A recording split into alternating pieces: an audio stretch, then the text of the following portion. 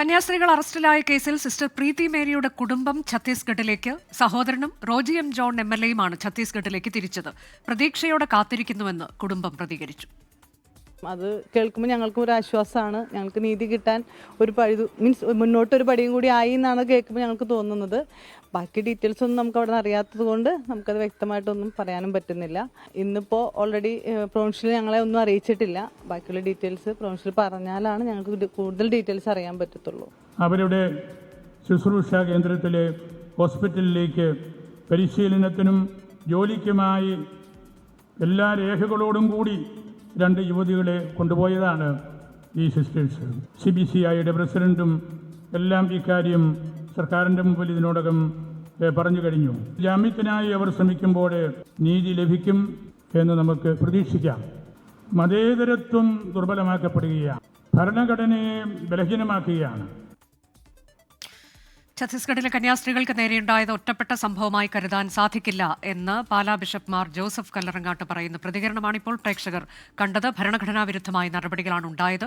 മതേതരത്വം ദുർബലമാക്കപ്പെടുമ്പോൾ ഭരണഘടന ബലഹീനമാവുകയാണ് എന്നതാണ് മാർ ജോസഫ് കല്ലറങ്ങാട്ട് പറഞ്ഞത്.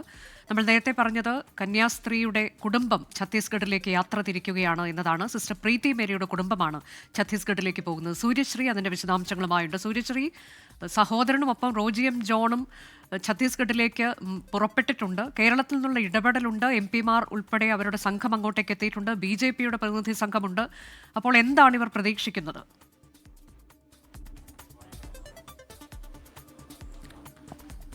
അനുജ, സിസ്റ്റർ പ്രീതി മേരിയുടെ കുടുംബം വളരെ പ്രതീക്ഷയോടെയാണ് ഇത്തരത്തിൽ സഹോദരനും MLAയും അടക്കമുള്ളവർ ജാമ്യാപേക്ഷയുമായി ബന്ധപ്പെട്ട നടപടികൾ വേഗത്തിലാക്കുവാൻ ഛത്തീസ്ഗഡിലേക്ക് തിരിച്ചിട്ടുണ്ട്.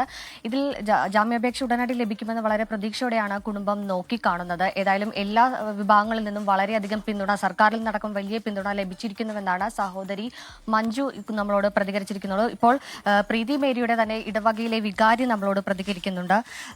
ഏത് രീതിയിലാണ് നിലവിലുള്ള നടപടി? ഇപ്പോൾ കുടുംബം ഛത്തീസ്ഗഡിലേക്ക് തിരിച്ചിരിക്കുകയാണല്ലോ, നീതി കിട്ടുമെന്നുള്ളൊരു പ്രതീക്ഷയുണ്ട്? ക്രിസ്തുവിന്റെ പക്ഷത്തു നിന്ന് അരികുവൽക്കരിക്കപ്പെട്ട മനുഷ്യർക്ക് വേണ്ടി അധ്വാനിക്കുന്നവരെ തടവിലാക്കുകയും ശിക്ഷിക്കുകയും ചെയ്യുക എന്നത് നമ്മുടെ രാഷ്ട്രപിതാവ് കണ്ട സ്വപ്നങ്ങൾക്ക് വിരുദ്ധമാണ്.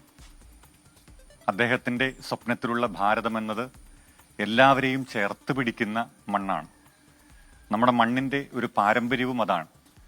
എല്ലാ ചിന്താരീതികൾക്കും ആശയങ്ങൾക്കും വിശ്വാസങ്ങൾക്കും ഇടമുള്ള ഒരു മണ്ണാണത്. അവിടെ എന്തുകൊണ്ട് ഇങ്ങനെയൊക്കെ സംഭവിക്കുന്നു എന്ന് ചോദിച്ചാൽ ഉത്തരം നൽകേണ്ടത് ഭരണകർത്താക്കളാണ്.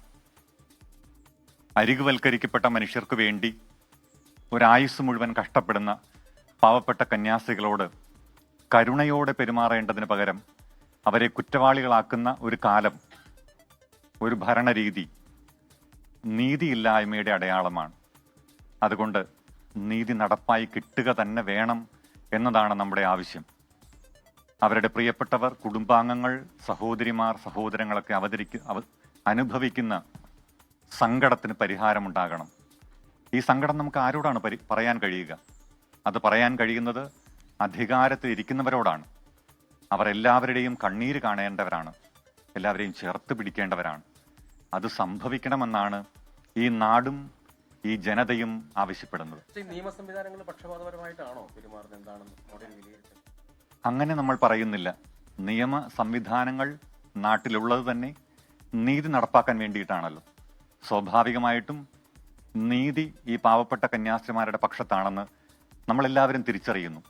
അങ്ങനെയെങ്കിൽ നിയമം അവരെ സംരക്ഷിക്കുമെന്നാണ് നമ്മൾ പ്രതീക്ഷിക്കുന്നത്.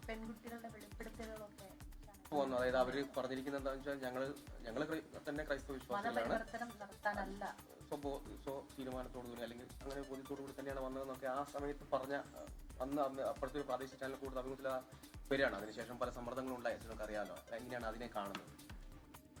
സമ്മർദ്ദങ്ങൾക്ക് മുന്നിൽ ആദ്യത്തെ മൊഴികളിൽ നിന്ന് മാറ്റി ആ കുട്ടികൾ മൊഴി തിരുത്താതിരിക്കട്ടെ എന്ന് നമ്മൾ ആഗ്രഹിക്കുന്നു, പ്രാർത്ഥിക്കുന്നു. കാരണം മൊഴികൾ തിരുത്തപ്പെട്ടു പോയാൽ അത് വലിയ സങ്കടങ്ങളിലേക്ക് തന്നെ നീങ്ങുമെന്ന് നമുക്കറിയാം.